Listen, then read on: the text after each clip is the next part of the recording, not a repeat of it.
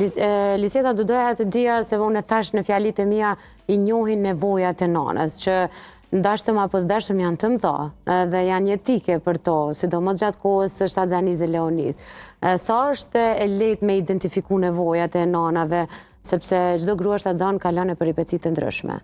Në fakt, si që përmendi edhe koordinatorja, numrat kur I marrim zakonisht janë të baballarëve, kështu që fillimisht na kontaktojmë me baballarët edhe më duket se mjaftueshëm na japin informacione sidomos në këtë pjesë. Shqetësimi I tyre është më I madh ndoshta ai ndryshimi që e përjeton gruaja e tij në këtë rast, edhe gjithmonë e paraqet si problem. Për shembull, po stresohet shumë, po mendon që nuk po arrin me e përmbush fëmijën, me I përmbush nevojat e fëmijët, e sidomos e kam fjalën tek nanat që lindin për herë të parë.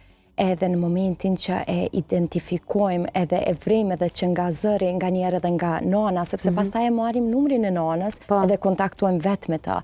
Edhe e shohim pak a shumë se ku është nevoja e saj ose kërkesa e saj, që pastaj me I adresu edhe infermierët që normalisht me u fokusu më shumë tek ajo pjesë.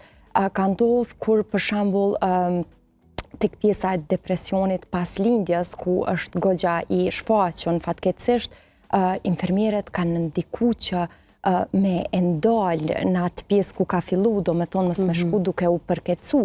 Kjo ka ndodhur normalisht gjithmonë në bashkëpunim me nanën, duke shku, sepse këto vizita nuk janë vetëm një herë që bëhet.